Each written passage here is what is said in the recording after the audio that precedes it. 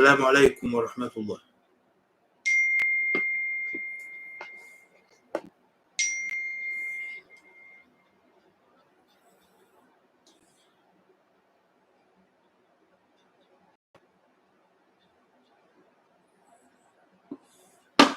بسم الله الرحمن الرحيم. الحمد لله رب العالمين، والصلاة والسلام على أشرف المرسلين سيدنا محمد وعلى آله وصحبه أجمعين وبعد.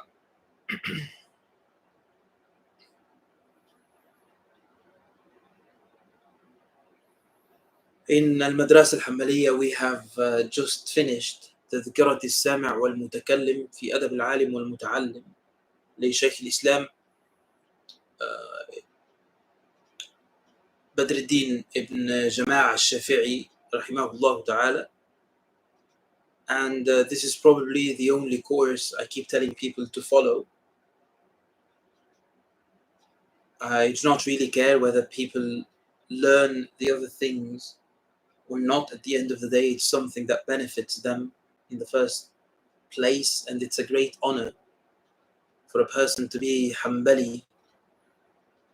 And in my opinion, it is just something that Allah subhanahu wa ta'ala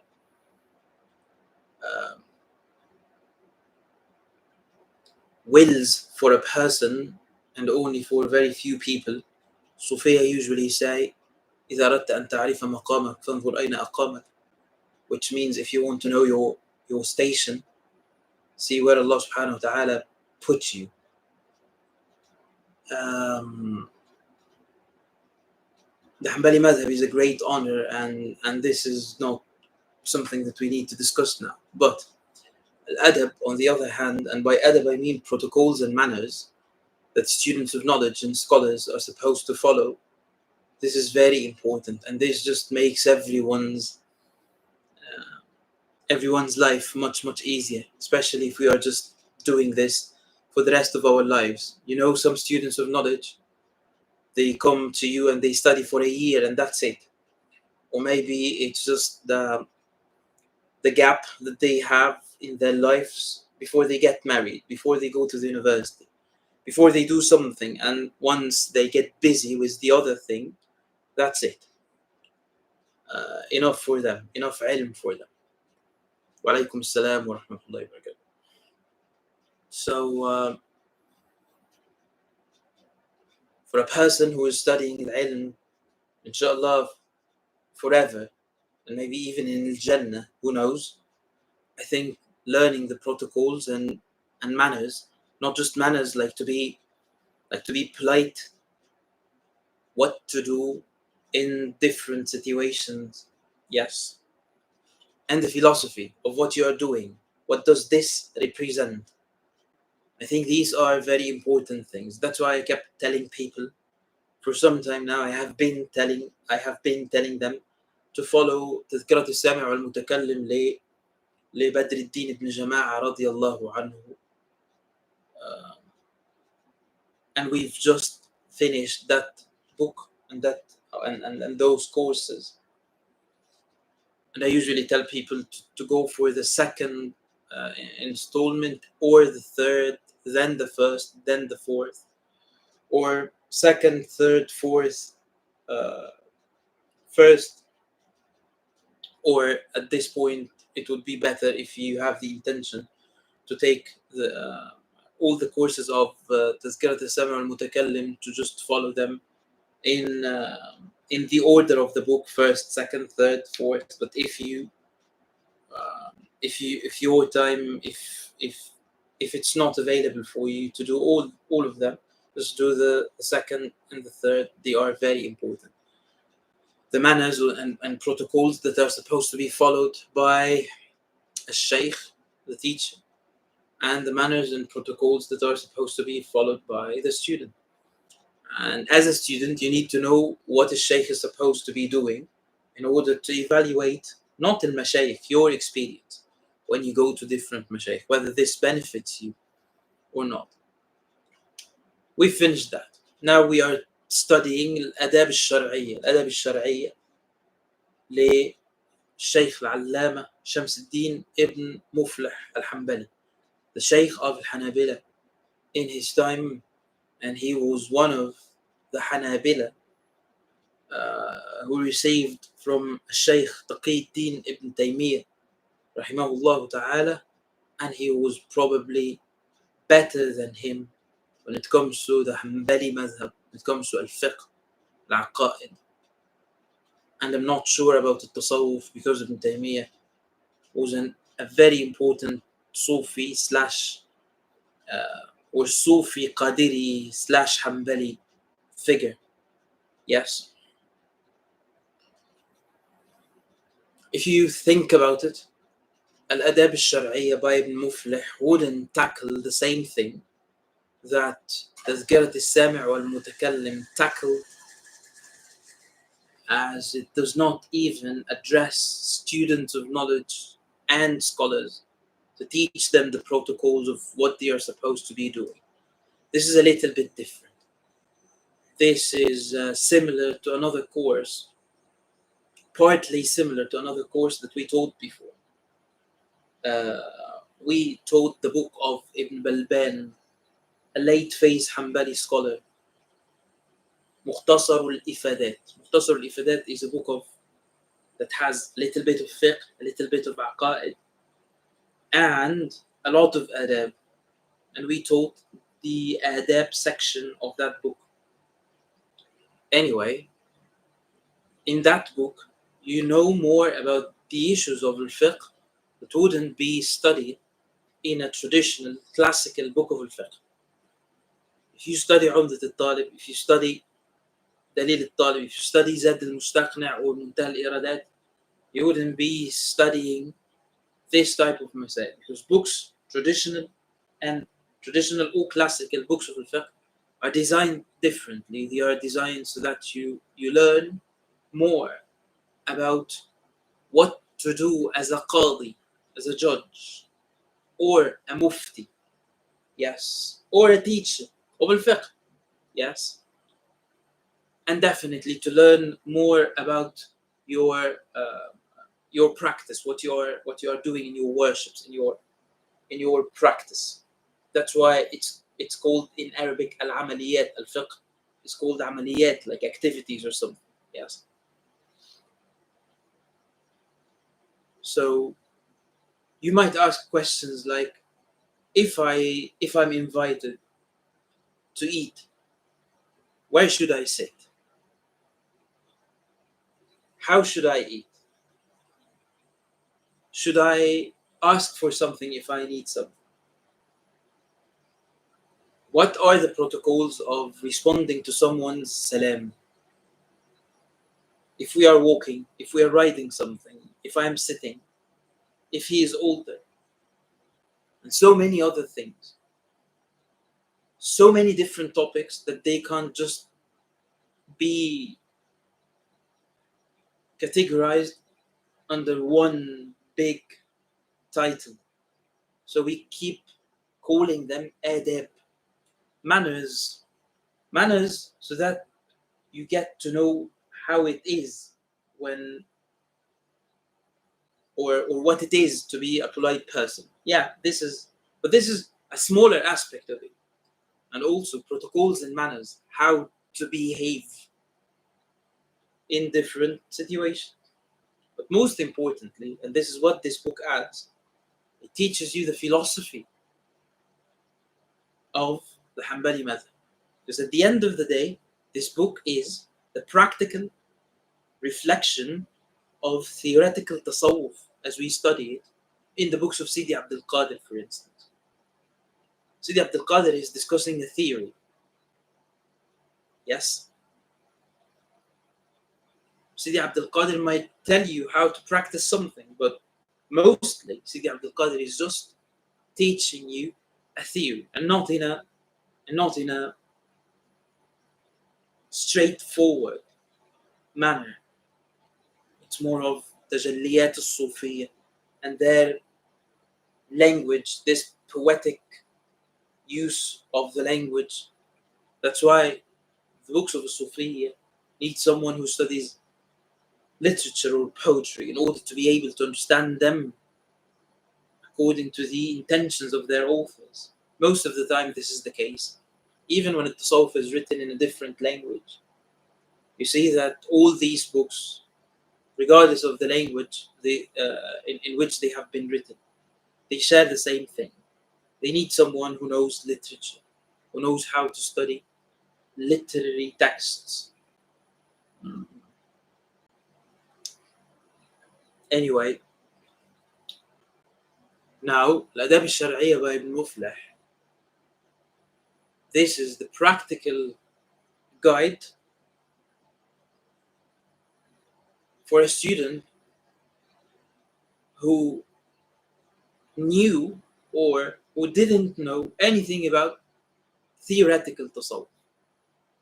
This is what you are supposed to be doing based on your understanding or absence of understanding or lack of understanding of that subject, theoretical tasawwuf. For instance, there are 7 types of a nafs. Yes. He wouldn't tell you how to behave if your nafs is the first type, second type, third type, but he would tell you how to behave in general, so that when you study the 7 types of nafs, or if you have already studied the 7 types of nafs, you would know how to behave and what attitude you should have and what it means to have this attitude. So it explains the philosophy of the Hanbali madhab, not the Hanbali fiqh. Reducing the Hanbali madhab to its fiqh is unfair. We're talking about the Hanbali madhab, this general philosophy, this general way of thinking. There is a very interesting book written by the last Shaykh al-Islam of the Ottoman state or the Ottoman Caliphate.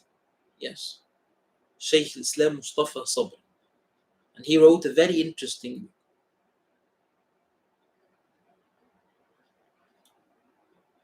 He called it موقف العلم والعالم من رب العالمين وعباده المرسلين. It's a very long title, something like this.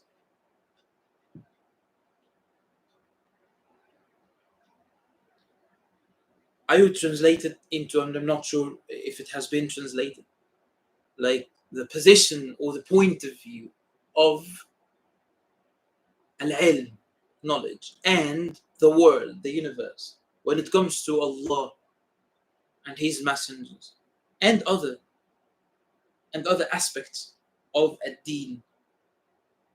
He was trying to explain a general philosophy of religion. Yes, this is the exact same thing, but in a classical Hanbali version. This is al-Adab al-Shar'i. And definitely in the book of Shaykh al-Islam Mustafa Sabr, he was addressing some of the topics or some of the themes of modernity. Yes. And Hanabila would never tackle this issue from the same perspective. They wouldn't even address modernity in the first place. Yes. They would just create the version of how the world should be, and they would find a way to implement that version, even though there is that state of modernity or whatever. This is what you might find in Al-Adab al-Shar'i. So at some point you'll be covering some adab, the manners and protocols of poetry, for instance. Another point you'll be covering whether to use or how to use, whether to use utensils when you're eating and how to sit with other people who are eating. And we're not like teaching etiquette in the same manner Westerners are taught it. This is different. This is focused on religion. Yes. And you show how all this is somehow derived from the teachings and the life of Imam Ahmad himself, besides our deep interest and reliance on the hadith.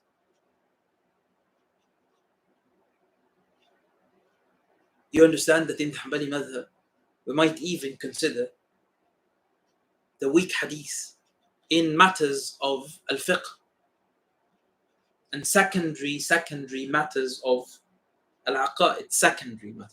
of al-aqaid, in which certainty is not required. So, imagine what we will be doing when it comes to al-adab, fada'il al-a'mal.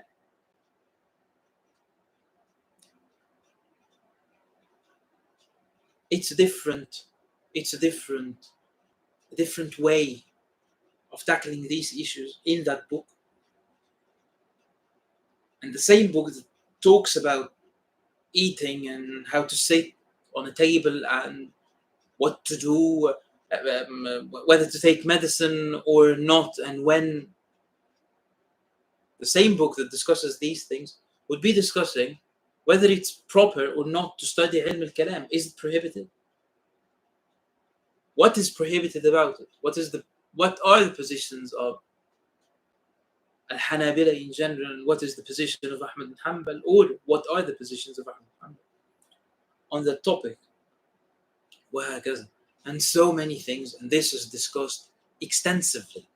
So this is not just discussed in a brief way, the same, because this is just a book of al-adab, so we can expound on these topics without feeling that there is a purpose, or that the aim of this book is not being fulfilled because we have because there is a digression or something. This is not the case.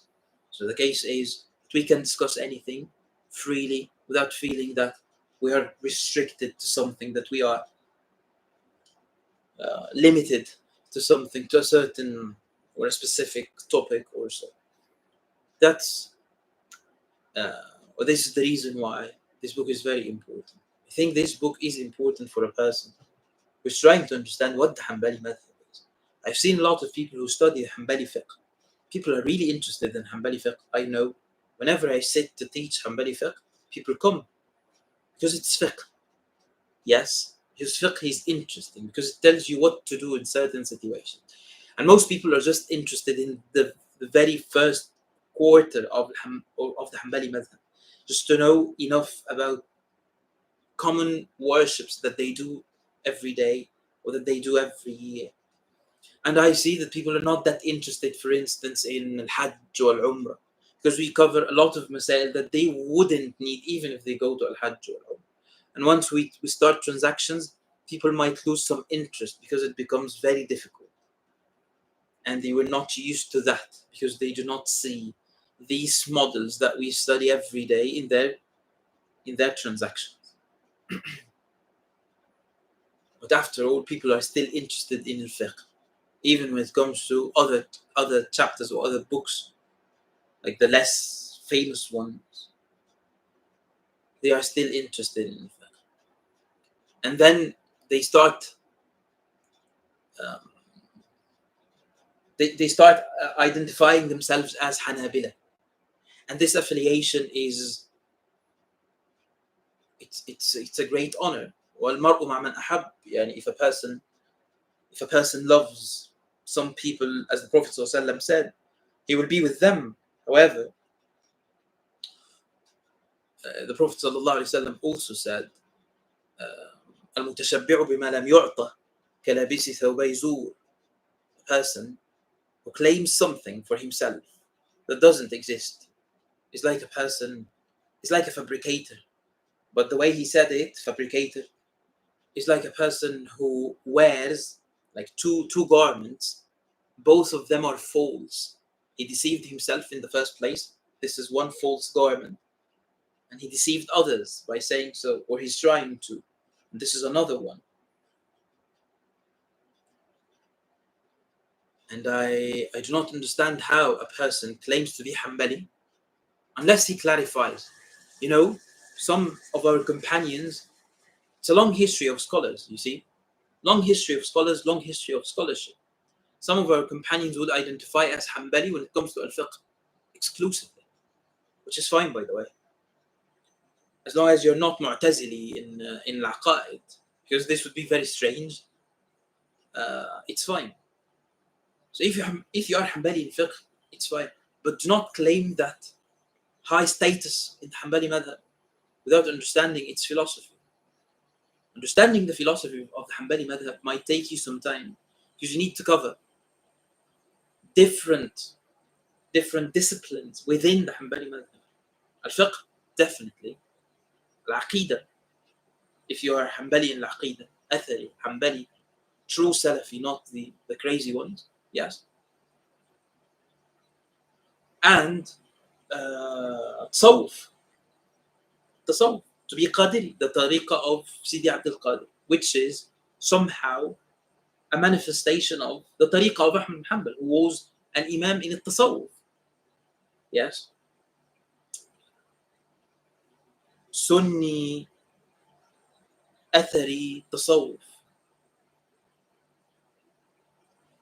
And in order to study these three disciplines that I've just mentioned, you need to study Hadith. And while you are doing all this, there are very sensitive matters that are never covered in these books. But the consequences of these sensitive matters are discussed in these books. These are educational books. They are tailored and designed in a way to serve a very specific purpose, to teach you something. To teach you something while you are sitting with a shaykh who's teaching you this. It's written in a technical manner that allows shaykh to comment in a technical manner and you to receive in a technical manner. These are the protocols that we studied in Tazkirat al-Sami' al-Mutakallim. Even how to write when shaykh is dictating. Yes. And what to write when shaykh is dictating and where, to that extent, where to write.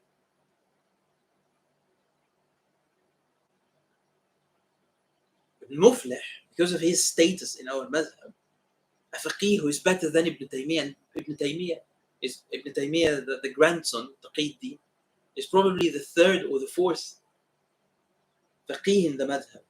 See, like top four fuqaha, he would be third, fourth, something like this. And Ibn Muflih is better than him. Or his book is more than so many other books in the madhab. Al-Furu', Al-Furu' is one of the most important books in the madhab.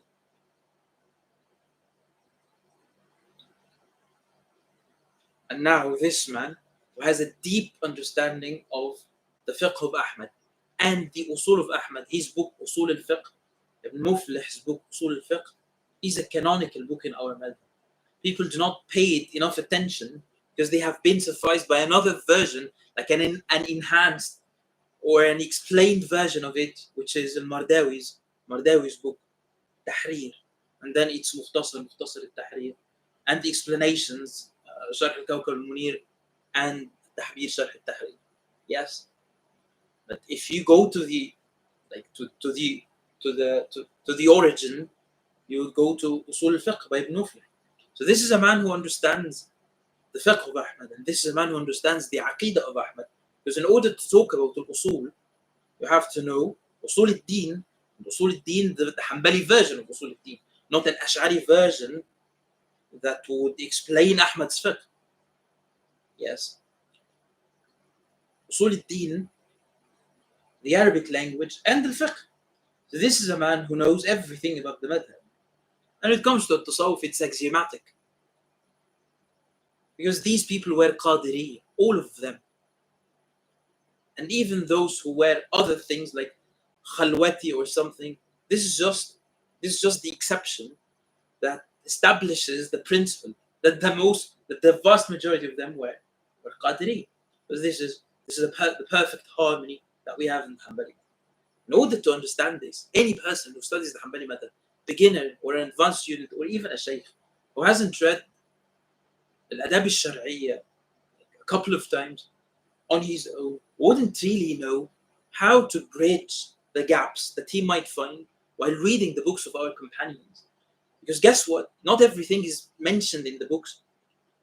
And not everything is known by the scholars of our times. Because guess what? The scholars of our times, Hanbali scholars of our times, they are victims. Yes. Long years of marginalization, and then 200 years ago, we were all inflicted by this calamity, yes? the emergence of Qarn al-Shaytan and his followers.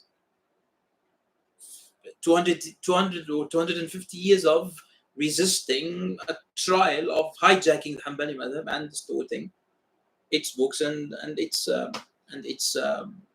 philosophy. Yes, I think this book is important for everyone, to the extent that I would say that even non-Hanbalis are supposed to read this book because it covers like a spectrum of topics that might not be covered in similar or equivalent books in other madhab. Actually, we do not have that much in the other madhab, to the best of my knowledge. And even the 2 or 3 books that one might have on his mind whenever he thinks about the idea of Adaab al-Shar'iyya or so, these books do not cover the topics as extensively as they are covered here in Adaab al-Shar'iyya. To the extent that when I was just walking around Azhar al-Sharif, probably 4 or 5 years ago, I found this very interesting, and I think some of the mashayikh in the madrasa saw that with me. A very interesting copy of Kitab al-Adab al-Shar'i, and you do not usually find Hanbali books, Hanbali books in uh, in uh, in Cairo or in the canon of al-Azhariyya. You do not see a lot of Hanbali books. I remember, as I told you before, and told other people before, when I was reading the Shaykh of al-Hanabila in al-Azhar in the 60s of the previous century, and he was saying that he was trying to explain what the usul of al-Hanabila are, what usul al-fiqh of al-Hanabila are, and he was quoting Ibn Qudama in Rawdat al-Nadhr. And I'm not sure about Al-Taymiyyah from al-Musawwada, but he was quoting Ibn Qudama a lot, and maybe Ibn Aqil or something. Yes, he didn't even get to see books like Tahbir, Sharh Tahrir or Mukhtasar Tahrir, and its explanation, Sharh al-Kawkab al-Munir, وهكذا. He was the one who edited al-Iqna'. So he saw al-Iqna', يعني 80 years ago or so. He saw al-Iqna' as a manuscript and it wasn't there. So the Hanabila of Egypt used to study al-Iqna', or let alone كشاف القناع, يعني from manuscripts. How many manuscripts are there? Yes, so it wasn't even printed. We are talking about 1960s, 1960s, 1950s, 1940s, something like this. Yeah. Um,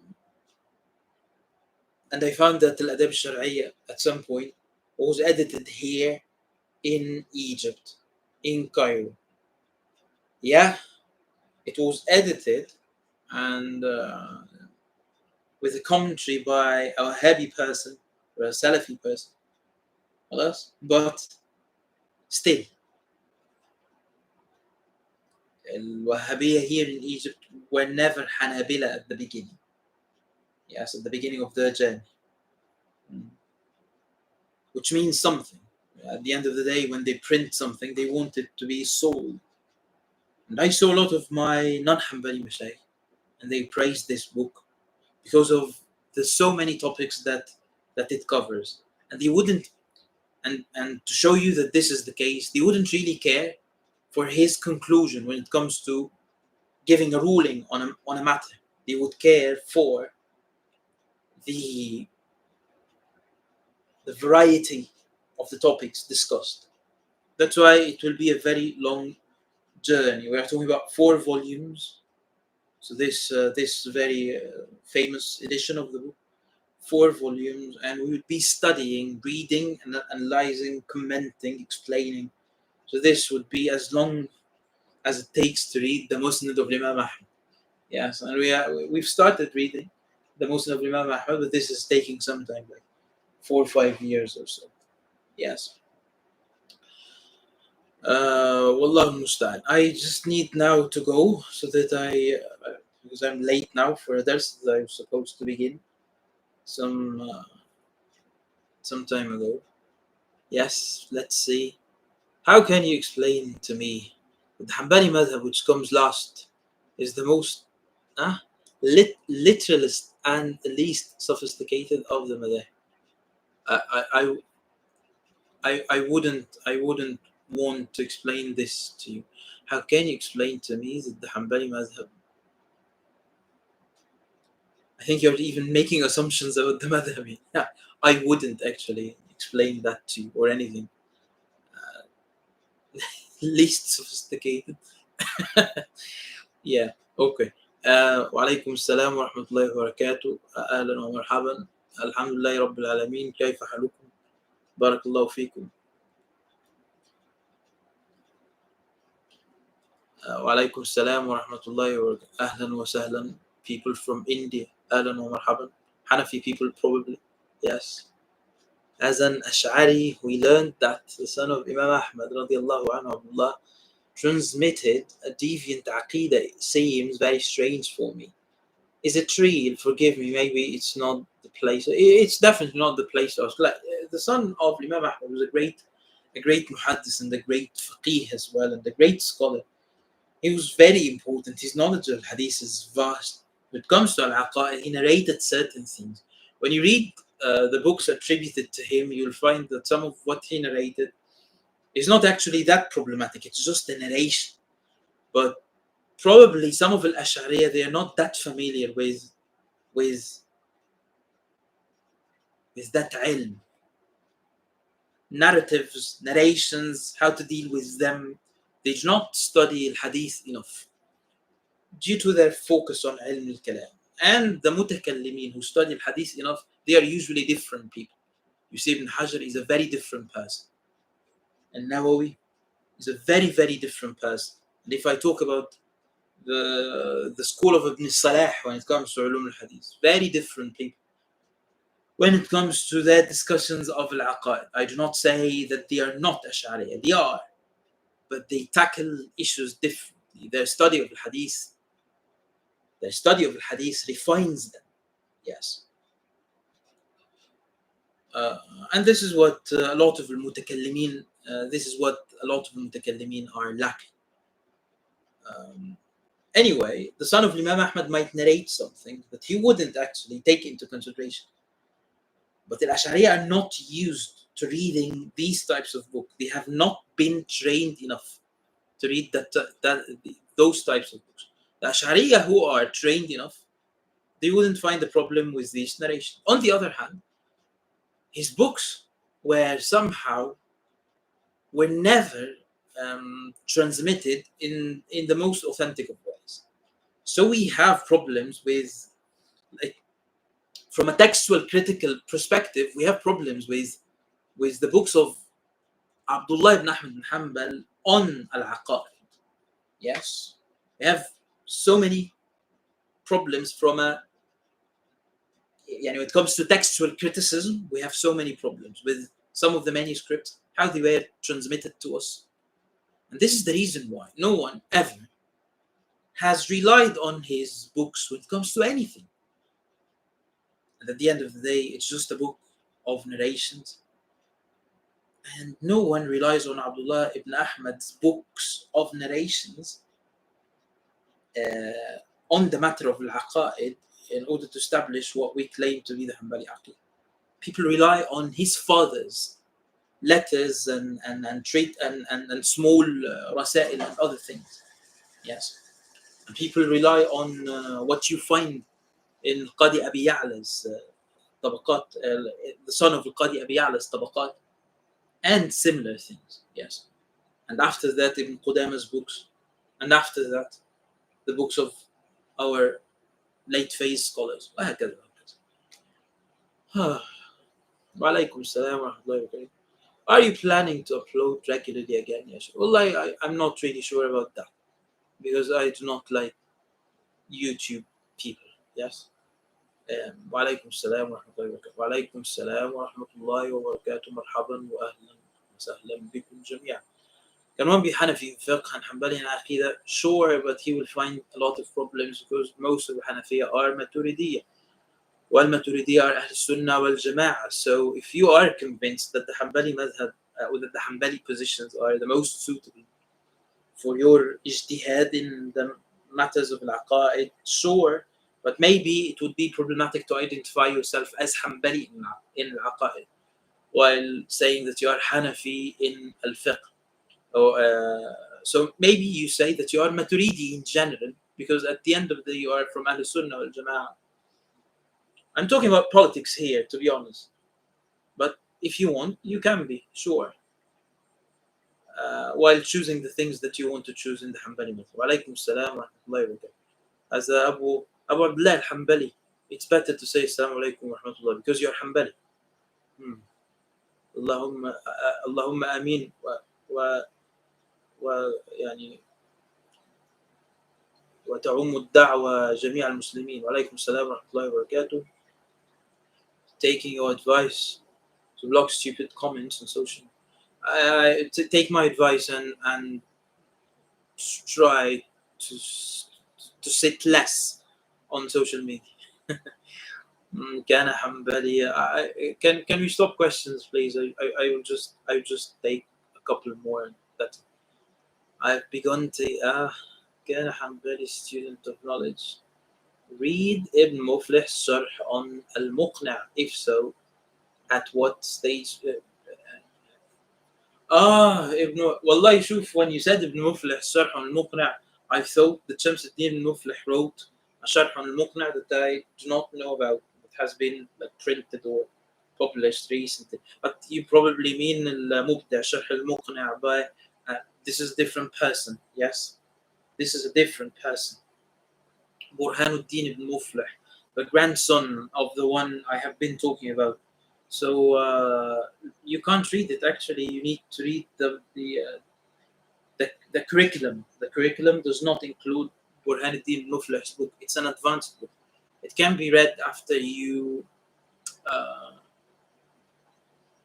I would like to say digest something like Rawd al-Murba or so, or reading Sharh Muntal Iradat.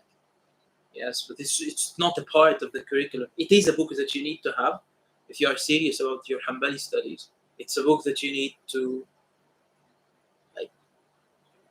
go back to from time to time, but you wouldn't read it.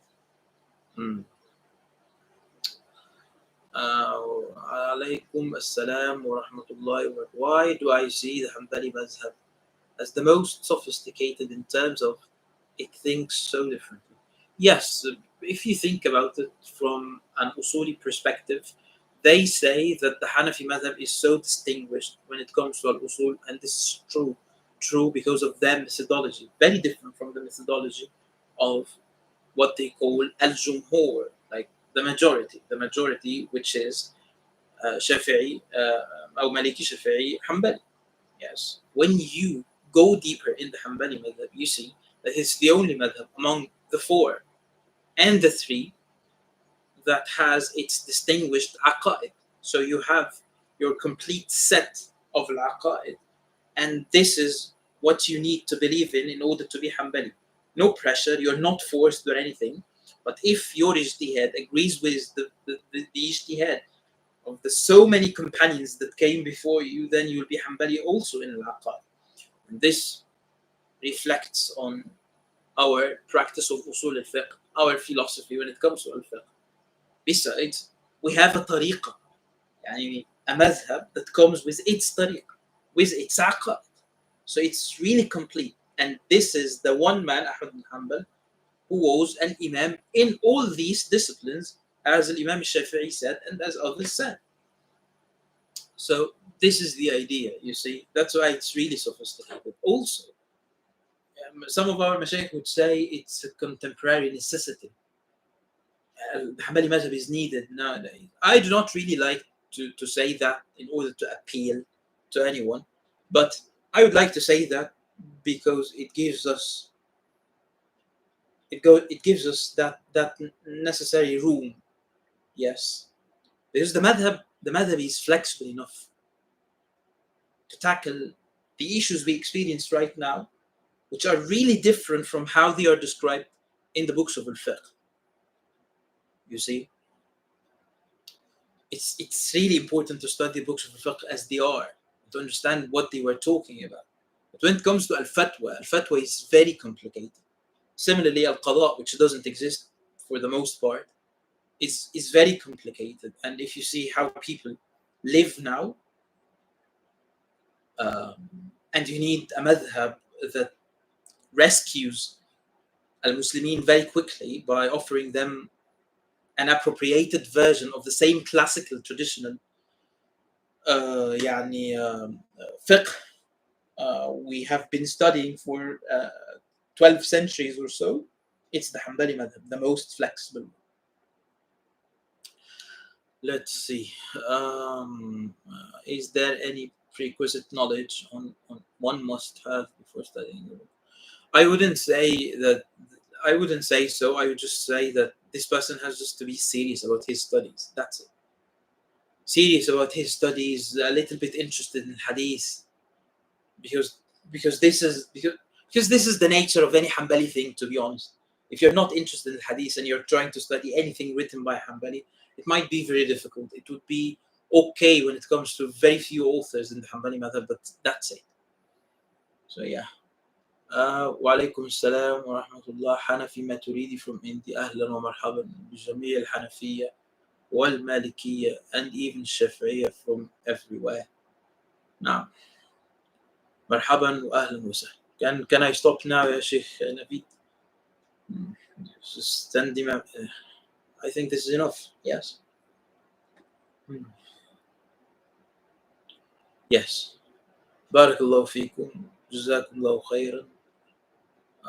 See you inshallah in الآداب الشرعية. والسلام عليكم ورحمة الله.